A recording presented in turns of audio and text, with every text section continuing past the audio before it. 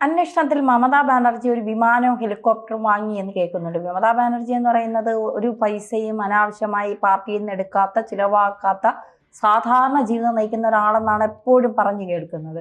അപ്പൊ ഈ വിമാനവും ഇതുമൊക്കെ വാങ്ങാനുള്ള പൈസ എവിടെന്നാ? എന്താണ് അതിന്റെ സത്യാവസ്ഥ? ഈ വിമാനവുമായിട്ട് ബന്ധപ്പെട്ട് പല രാഷ്ട്രീയക്കാരും നമുക്ക് ഉണ്ടായിട്ടുണ്ടല്ലോ. വിമാനം ചിലപ്പോൾ പറപ്പിക്കാൻ വേണ്ടി പഠിക്കാൻ വേണ്ടിയിട്ട് സ്വന്തമായിട്ട് പല ആളുകളും കാർ മേടിച്ചിട്ടല്ലേ ഓടിക്കാൻ പഠിക്കുന്നത്.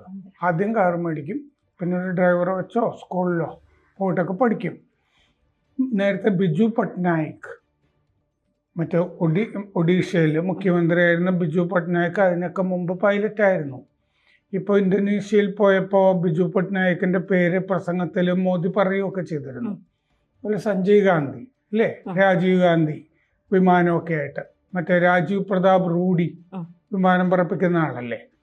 അപ്പം അങ്ങനെ വിമാനമൊക്കെ ആയിട്ട് ബന്ധപ്പെട്ട് പിന്നെ മറ്റേ പൈലറ്റ് ഉണ്ടായിരുന്നില്ലേ നേരത്തെ, രാജേഷ് പൈലറ്റ്.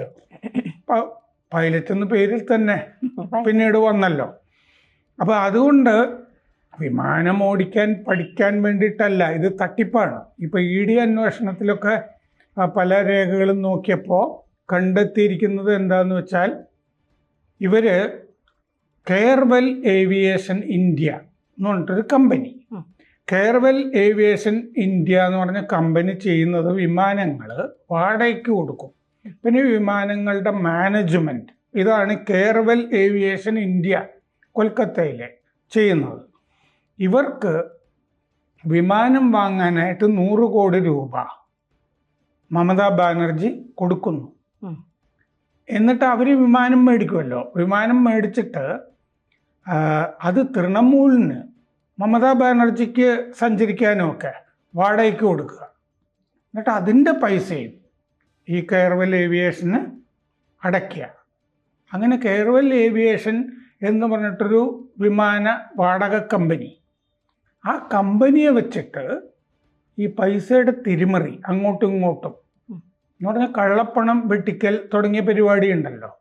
ഈ തൃണമൂല് വിമാനം വാടകയ്ക്ക് എടുത്തതിൻ്റെ പൈസയാണ് എന്ന് പറഞ്ഞിട്ട് അവരൊരു റെസീറ്റ് കൊടുത്താൽ കള്ളപ്പണം വെളുക്കുമല്ലോ തൃണമൂലിൻ്റെ. ആ കച്ചവടമാണ് നടന്നുകൊണ്ടിരുന്നത് എന്നാണ് ED കണ്ടെത്തിയിരിക്കുന്നത്. ഇപ്പോൾ വ്യക്തല്ലേ? കാരണം എന്താന്ന് വെച്ചാൽ കുറെ കള്ളപ്പണം തൃണമൂലിന് പല സ്ഥലത്തു നിന്നും വരും, സംഭാവനയൊക്കെ ആയിട്ട്. അപ്പോൾ ഒരു കടലാസ് കമ്പനി പോലെ ഇങ്ങനെ കെയർവെൽ ഏവിയേഷൻ ഇന്ത്യ എന്ന് പറഞ്ഞൊരു കമ്പനി, അവർക്ക് വിമാനം വാങ്ങാനും പൈസ കൊടുത്തത് മമതയാണ്. അപ്പോൾ വാടകയ്ക്ക് കൊടുക്കാനായിട്ട് കയ്യിൽ വിമാനം ഉണ്ട് എന്നുള്ളത് കാണിക്കണമല്ലോ. അപ്പോൾ ഒരു എംബ്രയർ വിമാനം, പിന്നെ ഒരു ഹെലികോപ്റ്റർ, ഇതൊക്കെ മേടിച്ചു അവർ. ഇത് തൃണമൂലിന് വാടകയ്ക്ക് കൊടുത്തു എന്നുള്ള റെസീറ്റുകൾ ആണ് പിന്നെ കാണുന്നത്. വിമാനം വാടകയ്ക്ക് കൊടുക്കുന്നു എന്ന് പറയുമ്പോൾ വലിയ തുകയൊക്കെ വരുമല്ലോ, 50 ലക്ഷം 1 കോടി എന്നൊക്കെ പറഞ്ഞിട്ട്. അപ്പം അങ്ങനെ കള്ളപ്പണം വെളുപ്പിച്ചിട്ടുണ്ട് എന്നാണ് കണ്ടെത്തിയിരിക്കുന്നത്. ഒരു ഭയങ്കരമായ ബുദ്ധി ഇത് എവിടെ നിന്ന് കിട്ടി എന്ന് മനസ്സിലാകുന്നില്ല. ഈ എംബ്രയർ വിമാനം എന്ന് പറഞ്ഞാൽ അത് ബ്രസീലിയൻ വിമാനമൊക്കെയാണ്. ഈ എംബ്രയർ വിമാനമാണ് നമ്മൾ ഈ എവാക്സ് ആയിട്ട് ഇന്ത്യ രൂപപ്പെടുത്തിയിരിക്കുന്നത്. എവാക്സ് എന്ന് പറഞ്ഞാൽ കമാൻഡ് ആൻഡ് കൺട്രോൾ സെൻ്ററാണ് ഈ ആകാശത്തിരിക്കുന്നത് എവാക്സ് വിമാനം. നമുക്ക് 6 എണ്ണമാണുള്ളത്. മറ്റേ പാകിസ്ഥാനും ഒക്കെ ഇപ്പോൾ ഏതാണ്ട് അത്രയൊക്കെ ഉണ്ട്. അപ്പോൾ ഈ എംബ്രയർ വിമാനത്തിൽ ഈ റഡാർ നിരീക്ഷണത്തിനും ഒക്കെയുള്ള സംഭവമൊക്കെ റഡാറും കൂടിയൊക്കെ ഘടിപ്പിച്ചിട്ടാണ് ഇതൊരു എവാക്സ് ആക്കി മാറ്റുന്നത്. അതായത് മറ്റ് ഈ ഭൂമിയിൽ ശത്രുക്കൾക്കൊക്കെ ഉള്ള മിസൈലുകളും ഒക്കെ ഉണ്ടല്ലോ, ഇതൊക്കെ എവിടെ ഉണ്ട് എന്നൊക്കെ ഉള്ളത് നിരീക്ഷിക്കുന്ന ജോലിയാണ് ഈ എവാക്സ് വിമാനത്തിനുള്ളത്. അപ്പോൾ അതിൽ റഡാറും കൂടി പിന്നെ ഘടിപ്പിക്കുകയാണ്. അത് നമ്മൾ ഇന്ത്യയിൽ ചെയ്തിരിക്കുന്നത് എംബ്രയർ എന്ന് പറയുന്ന വിമാനത്തിലാണ് ചെയ്തിരിക്കുന്നത്. ആ എംബ്രയർ എന്ന് പറഞ്ഞ വിമാനമാണ് ഒരെണ്ണം ഈ കെയർവെൽ ഏവിയേഷൻ ഇന്ത്യ വാങ്ങിയിരിക്കുന്നത്. പിന്നെ അഗസ്റ്റ ഹെലികോപ്റ്ററും ആണ് വാങ്ങിച്ചിരിക്കുന്നത്. അപ്പോൾ 112 കോടി രൂപ തൃണമൂലിൽ നിന്ന് അങ്ങോട്ട് കൊടുത്തിട്ടാണ് ഈ വിമാനം വാങ്ങിയത് എന്നാണ് കണ്ടെത്തിയിരിക്കുന്നത്. എന്നിട്ട് അവർ പാർട്ടിക്ക് ഇത് വാടകയ്ക്ക് കൊടുത്തു എന്നുള്ള റെസീറ്റുകൾ ഉണ്ടാക്കുക. അങ്ങനെയാണ് ചെയ്തിരിക്കുന്നത്. അപ്പോൾ ഇത് ഒരു പോലീസിലൊരു FIR വന്നു. മുമ്പ് തൃണമൂലിലായിരുന്നു, ഇപ്പൊ ഋതബ്രത തൃണമൂലില്ല, ഇപ്പൊ അതാണല്ലോ ഒറിജിനൽ തൃണമൂല്. ആ പാർട്ടിയിലുള്ള ഒറിജിനൽ തൃണമൂലിലുള്ള വിശ്വനാഥ് ദാസ് എന്ന് പറഞ്ഞ MLA പോലീസിൽ കൊണ്ടുപോയി ഒരു പരാതി കൊടുത്തു ഇവരുടെ തട്ടിപ്പുകളെ പറ്റി. അപ്പോൾ അതനുസരിച്ചിട്ട് ജയനഗർ തൃണമൂൽ MLA ആണ് അങ്ങേര് വിശ്വനാഥ് ദാസ്. അത് പോലീസിൽ കൊടുത്ത പരാതിയാണ് FIR. ആ FIR വെച്ചിട്ടാണ് ED രംഗത്ത് വന്നത്. മണി ലോണ്ടറിങ്, കള്ളപ്പണം വെളുപ്പിക്കൽ പരിപാടി അന്വേഷിക്കാനായിട്ട്. കള്ളപ്പണം വെളുപ്പിക്കുന്ന പരിപാടി അന്വേഷിക്കുന്നത് പോലീസല്ലല്ലോ, ED ആണല്ലോ.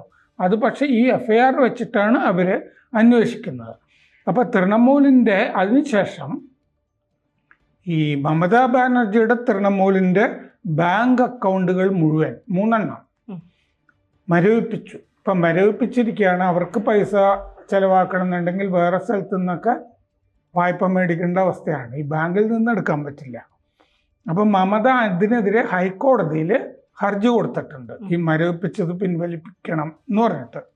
5 സ്ഥലത്ത് റെയ്ഡ് നടത്തി ED തൃണമൂൽ അക്കൗണ്ടുകൾ പരിശോധിച്ചു. 2023 ഏപ്രിൽ മുതൽ 2026 ജൂൺ വരെ വിമാനം വാടകയ്ക്ക് എടുത്തതായിട്ടുള്ള രേഖകൾ കാണുന്നുണ്ട്. 3 കൊല്ലം ഈ തട്ടിപ്പ് നടന്നിട്ടുണ്ട്. 2023 ഏപ്രിൽ മുതൽ 2026 ജൂൺ വരെ. അപ്പോൾ കെയർവെൽ ഏവിയേഷൻ ഇന്ത്യ വേറൊരു അവരുടെ തന്നെ ഒരു ഉപകമ്പനി ഉണ്ടാക്കി. ആ ഉപകമ്പനിക്ക് 82.96 കോടി രൂപ ട്രാൻസ്ഫർ ചെയ്തു. സ്വന്തം കമ്പനിക്ക് തന്നെ ട്രാൻസ്ഫർ ചെയ്തു. അവരാണ്, ആ ഉപകമ്പനിയാണ് എംബ്രയർ ലെഗസി 600 വിമാനം വാങ്ങിച്ചത്. ഈ കെയർവെല്ലിൻ്റെ ഉപകമ്പനിയാണ് എംബ്രയർ വിമാനം വാങ്ങിച്ചിരിക്കുന്നത്. ഒഗസ്റ്റ 109 SP ഹെലികോപ്റ്ററും ആ കമ്പനിയാണ് വാങ്ങിയത്. അപ്പോൾ എയർക്രാഫ്റ്റ് യൂസേജ്, വിമാനം ഉപയോഗിച്ചു എന്ന വ്യാജേന പണം ഇടയ്ക്കിടെ വെളുപ്പിക്കുന്ന കച്ചവടമാണ് മമതാ ബാനർജി ചെയ്തിരുന്നത് എന്നാണ് ED കണ്ടെത്തിയിരിക്കുന്നത്.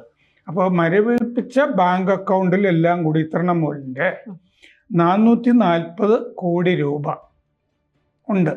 440 കോടി രൂപയാണ് മരവിപ്പിച്ചിരിക്കുന്നത് 3 അക്കൗണ്ടിൽ. പിന്നെ തൃണമൂലിൻ്റെ ഓഫീസ് ഋതബ്രത ഗ്രൂപ്പ് പിടിച്ചെടുത്തിട്ടുണ്ട്. പിന്നെ തൃണമൂലിൻ്റെ 3 രാജ്യസഭാ MP-മാർ കഴിഞ്ഞ ദിവസം രാജ്യസഭാംഗത്വം രാജിവെച്ചിട്ട് BJP-യിൽ ചേർന്നിരുന്നു. അവരെ വീണ്ടും രാജ്യസഭയിലേക്ക് BJP അവിടെ നിന്ന് സ്ഥാനാർത്ഥികളാക്കിയിട്ടുണ്ട് കഴിഞ്ഞ ദിവസങ്ങളിൽ 3 പേര്. അതിൽ ഒരാൾ മറ്റേ അടുത്ത കാലത്ത് രാജിവെച്ച ഒരു വനിതാ MP ഒക്കെയാണ്. 3 MP-മാർ 3 MP-മാർ തൃണമൂലിൻ്റെ രാജ്യസഭയിൽ ഉണ്ടായിരുന്നവർ BJP-യിൽ ചേർന്നിട്ട് BJP-യുടെ രാജ്യസഭ അംഗങ്ങളായിട്ട് മാറുന്നുമുണ്ട് അവിടെ. ഈ വിമാനക്കഥ ഒരു അസാധാരണവും വിചിത്രവുമായിട്ടുള്ള കഥയാണ്. നമുക്ക് കള്ളപ്പണം വെളുപ്പിക്കാനായിട്ട് വിമാനം മേടിക്കാം എന്നുള്ള കണ്ടെത്തൽ. ഈ സാധാരണ ഈ വീണ വിജയന്റെ അതേ ഒരു ലെവലല്ലേ സാർ ഇതും? ഒരു പേപ്പർ കമ്പനി അവിടെ ഉണ്ടാക്കി പണം തട്ടിച്ചു, ഇവിടെ ഒരു പേപ്പർ കമ്പനി ഉണ്ടാക്കി. അത് വീണ വിജയന്റെ ഇപ്പോൾ 2.28 കോടി രൂപയല്ലേ വരുന്നുള്ളൂ. ഇതൊരു ശക്കലം, ഒരു 50 ഇരട്ടി ഒക്കെ ഇതിൻ്റെ അകത്ത് വരുന്നുണ്ട്.